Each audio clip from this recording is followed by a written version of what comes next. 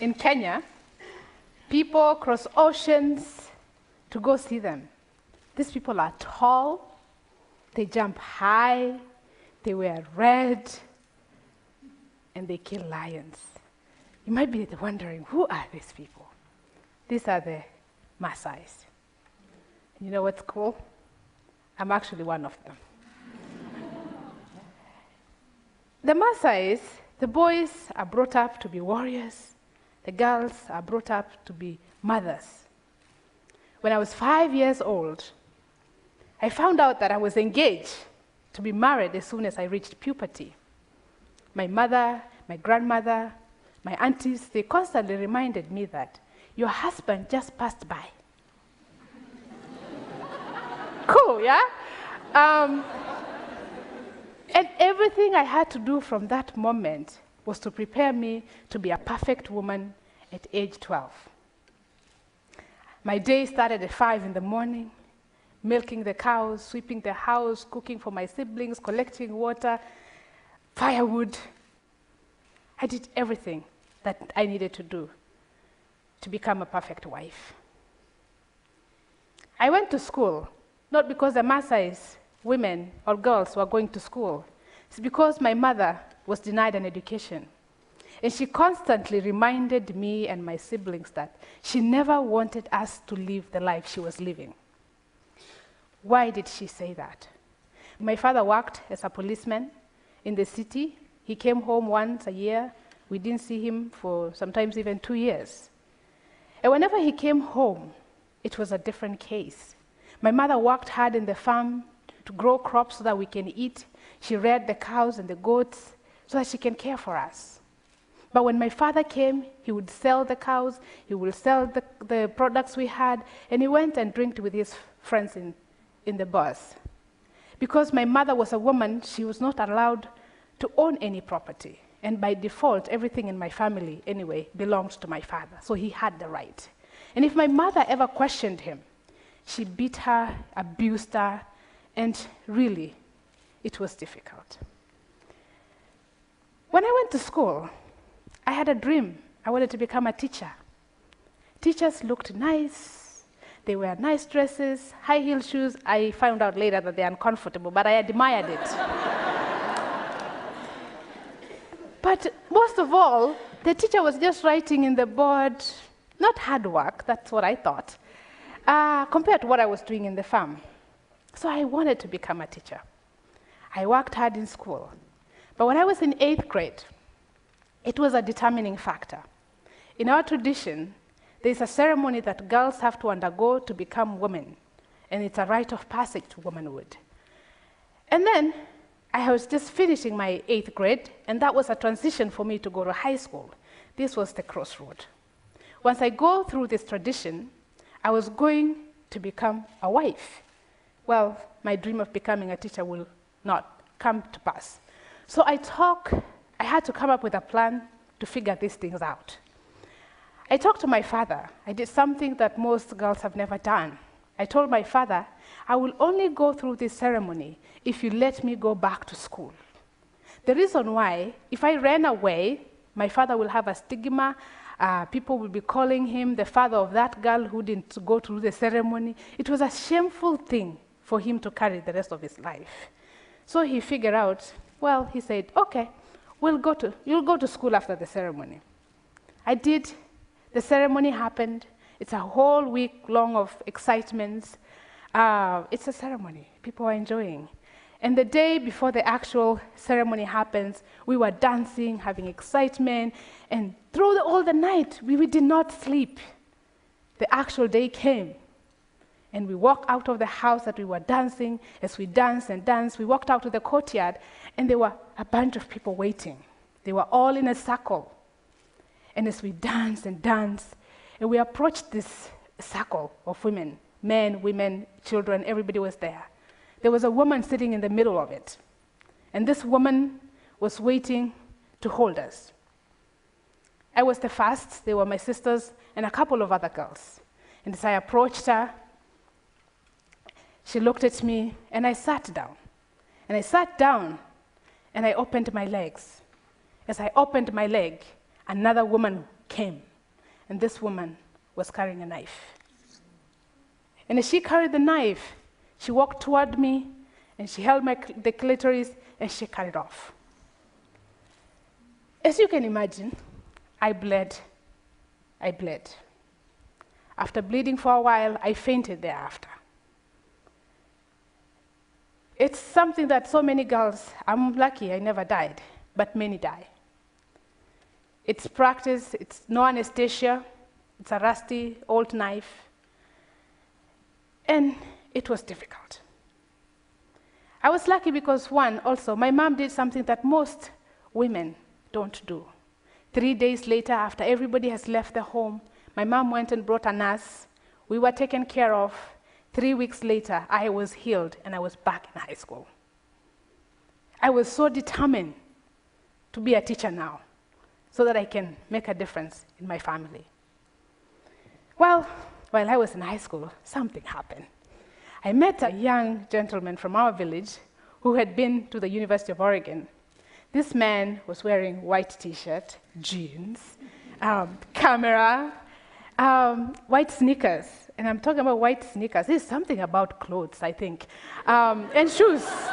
And I'm talking about sneakers, and this is in a village that doesn't even have paved roads.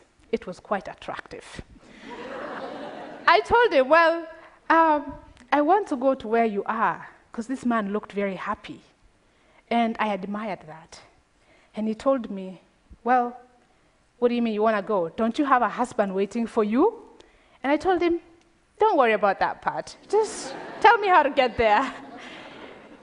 This gentleman, he helped me. While I was in high school also, my dad was sick.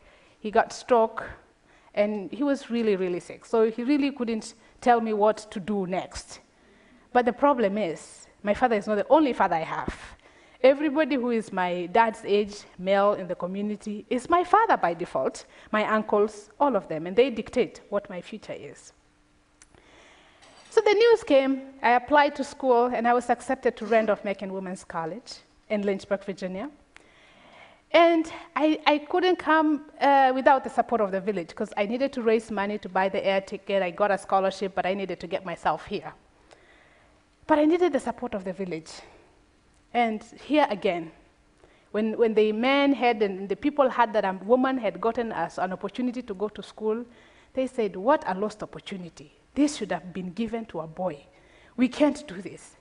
So I went back, and I had to go back to the tradition. There's a belief among our people that morning brings good news.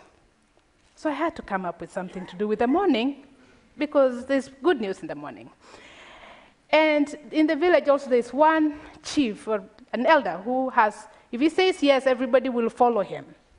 So I went to him very early in the morning as the sun rises. The first thing he sees when he opens his door is, it's me. My child, what are you doing here? Well, Dad, I need help. Can you support me to go to America? I promised him that I'll be the best girl. I will come back. Anything they wanted after that, I will do it for them. He said, well, but I can't do it alone. He gave me a list of other 15 men that I went, 16 more men. Every single morning, I went and visited them. They all came together. The village, the women, the men, everybody came together to support me to come to get an education. I arrived in America, as you can imagine. What did I find? I found snow. I found Walmart, the vacuum cleaners, and lots of food in the cafeteria. I was in a land of plenty. I enjoyed myself. But during that moment, while I was here, I discovered a lot of things. I learned that ceremony that I went through when I was 13 years old, it was called female genital mutilation. I learned that it was against the law in Kenya. I learned that I did not have to trade part of my body to get an education. I had a right. And as we speak right now, 3 million girls in Africa are at risk of undergoing through this mutilation. I learned that my mom had a right to own property. I learned that she did not have to be abused because she's a woman. Those things made me angry. I wanted to do something. As I went back, every time I went, I found that my neighbors' girls were getting married. They were getting mutilated. And here, after I graduated from here, I worked at the UN. I went back to school to get my graduate work. The constant cry of these girls was on my face. I had to do something. As I went back, I started talking to the men, to the village and mothers, and I said, I want to give back the way I had promised you, that I would come back and help you. What do you need? As I speak to the women, they told me, you know what we need? We really need a school for girls, because there had not been any school for girls. And the reason they wanted the school for girls is because when a girl is raped when she's walking to school, the mother is blamed for that. If she got pregnant before she got married, the mother is blamed for that, and she's punished, she's beaten. They said we wanted to put our girls in a safe place. As we moved, and I went to talk to the fathers, of course, you can imagine what they said. We want a school for boys. And I said, well, there are a couple of men from my village who have been out, and they have got an education. Why can't they build a school for boys, and I'll build a school for girls? That made sense, and they agreed. And I told them, I wanted them to show me a sign of commitment. And they did. They donated land where we built the girls' school we have. I want you to meet one of the girls in that school. Angeline came to apply for the school, and she did not meet any criteria that we had. She's an orphan. Yes, we could have taken her for that. But she was older. She was 12 years old, and we were taking girls who were in 4th grade. Angeline had been moving from one place, because she's an orphan, she has no mother, she has no father, moving from one grandmother's house to another one, from aunties to aunties. She had no stabilities in her life. And I looked at her, I remember that day, and I saw something beyond what I was seeing in Angeline. And yes, she was older to be in 4th grade. We gave her the opportunity to come to the class. 5 months later, that is Angeline. A transformation had begun in her life. Angeline wants to be a pilot so that she can fly around the world and do a difference.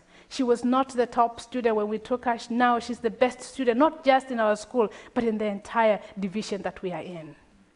That's Sharon. That's 5 years later. That's Evelyn. 5 months later. That is the difference that we are making. As a new dawn is happening in my school, a new beginning is happening. As we speak right now, 125 girls will never be mutilated. 125 girls will not be married when they are 12 years old. 125 girls are creating and achieving their dreams. This is the thing that we are doing, giving them opportunities so that they can rise. As we speak right now, women are not being beaten because of the revolutions we've started in our community.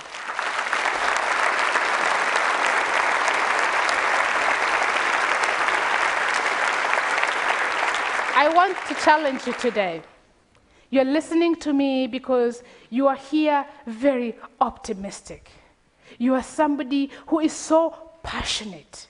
You are somebody who wants to see a better world. You are somebody who wants to see the war end, no poverty. You are somebody who wants to make a difference.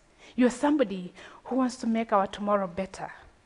I want to challenge you today that be the first, because people will follow you. Be the first, people will follow you. Be bold, stand up. Be fearless, be confident.